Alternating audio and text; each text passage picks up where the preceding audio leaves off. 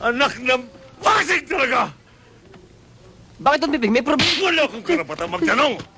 Kung may problema man ako, sa akin na lang yun! Naintindihan ba? Opo, Don Piping. Wala akong sabi karapatang tanong o sumagot! Nagkakaintindihan ba tayo?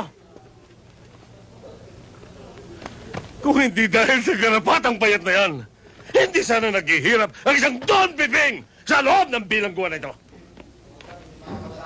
Ano bang araw ng dalaw ni Desiree? Sa makalawa. Bakit, Don Piping?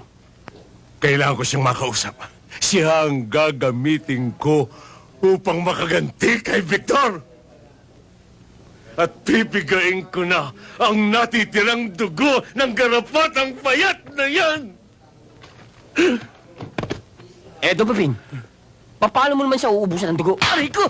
Ako lang ang nakakalam nun! Ako lang!